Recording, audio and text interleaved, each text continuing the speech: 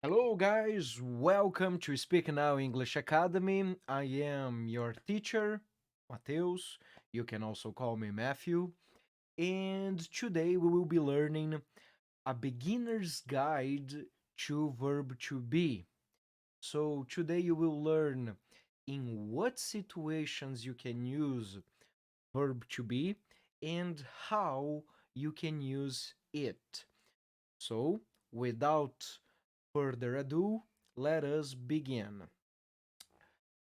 The first part of our discussion, guys, it is to ask ourselves, when do we use it?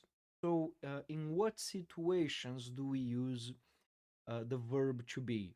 Yes, to be or not to be? That is the question. A really good actor, don't you think?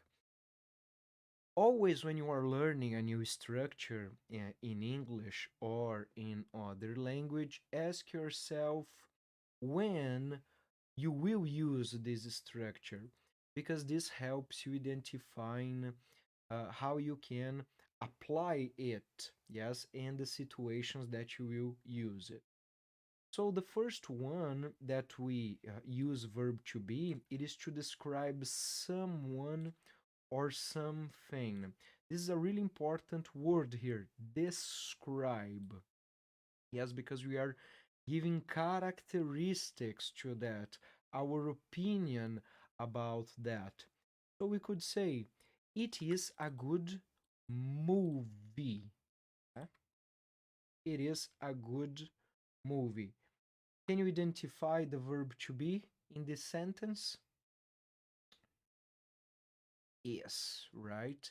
It is the subject, is verb to be, the article, good, the characteristic, the adjective, this is the description that we are giving, and movie, it is the noun. Okay, so there is the elements of this sentence. It is a good movie. Or, for example, we could say they are interesting books. And then we have there are. Okay, so we are describing. When we use other situation that we use verb to be, it is to classify or define something. For example, Brazil is the biggest country of South America. We are classifying Brazil as the biggest one. We are defining it. We will use verb to be in this case. When we talk about personal information, when we say, for example, origin or nationality, they are from Italy, she is from Spain, he is from France, um, they are from China, um, we are from Brazil, he is from South Africa, right? So we are giving this origin, this nationality. But we could say they are from Italy, or we could also say they are Italian.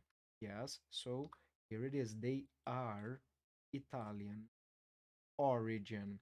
And important to notice when we talk about countries and nationalities in English, the first letter will be in uppercase.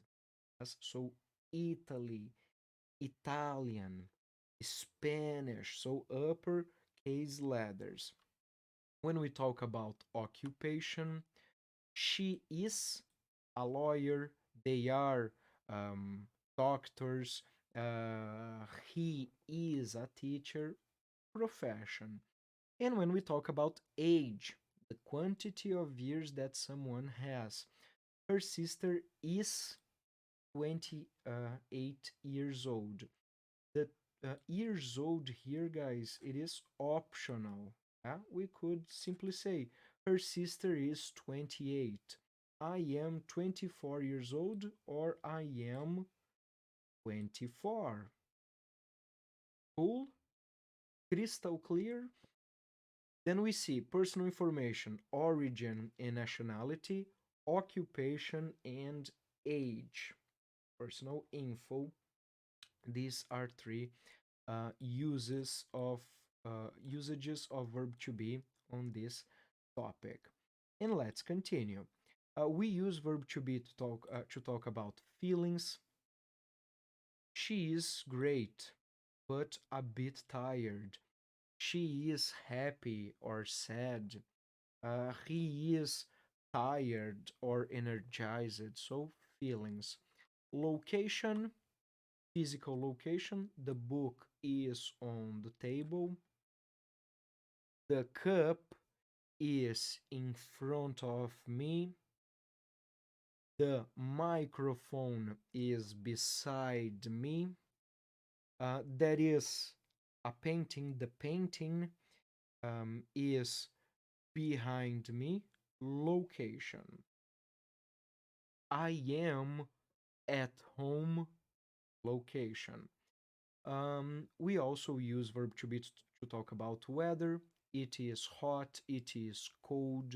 It is sunny. Yes. And the time. It is 2:45 p.m. It is 7 p.m. So these are 7 usages of verb to be, right? When we describe someone or something, when we classify or define, when we talk about personal information, for example, origin, age, occupation, when we describe our feelings, our emotions, when we talk about location, right? So where things are located geographically, weather, climate, and the time, the hour. This is when we use verb to be. Now let us see how we can use it. These guys, these usages of verb to be are in simple present, okay? Because verb to be, as any verb, can be conjugated in past, in future, in participle, yes, in the continuous form.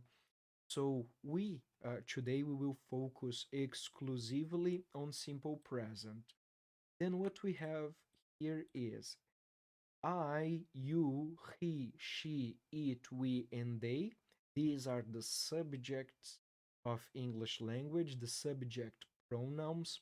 And then we see that verb to be, which is an irregular verb, uh, will be conjugated differently for each subject.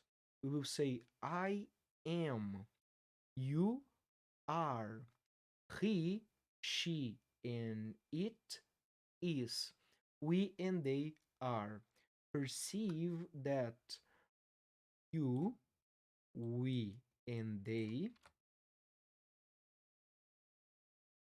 add box here, you, we, and they are. Meanwhile, he, she, and it is. Yes. So the only exception, the only difference there, it is the I am. Yes. And clearly, guys, you could contract this. You could say I'm. Yes. And then we would remove the A and contract that. Your, his, she's, it's, we are, they are, there. And in negative, I am not, you are not. So we simply add not there. He is not, she is not, it is not, we are not, they are not. We could say, for example, we could contract that in two ways. We could say, I'm not, or and then we would say, you aren't, he isn't, She isn't.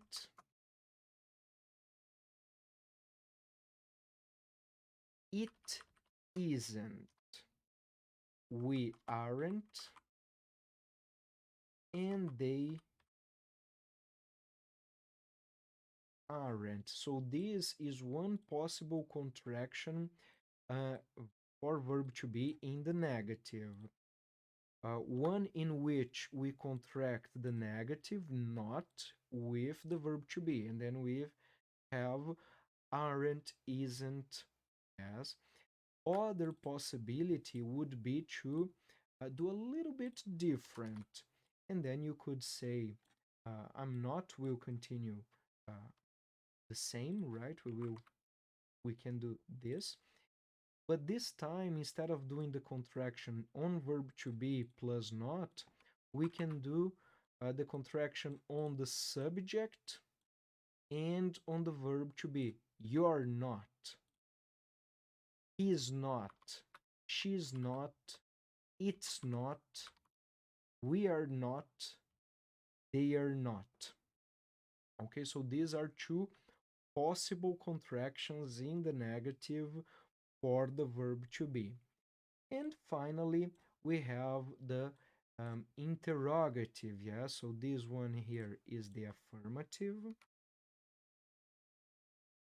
This one, the negative. And this one, the interrogative. Okay, let's bring these guys here a little bit below.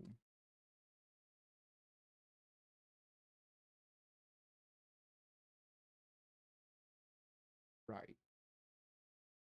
Let's erase this here.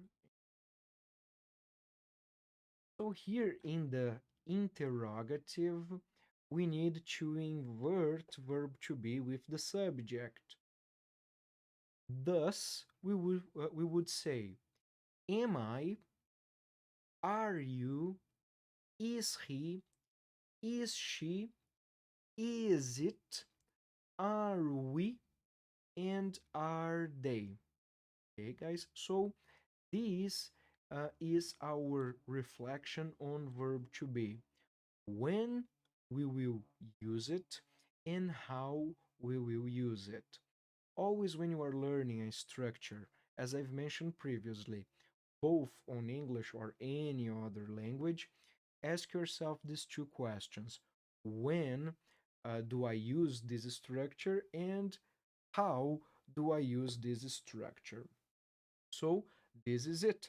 This is our reflection on verb to be. I hope that this lesson has been interesting and informative to you.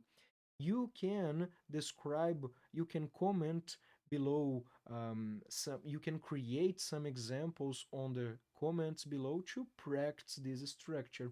If it's possible, also take notes on your notebook. So for today, this is it. Until our next lesson. If you enjoyed this video, please give us a thumbs up, share it with people that want to become fluent in the language, and I see you next time. Don't forget to subscribe to the channel. Best wishes. Bye bye.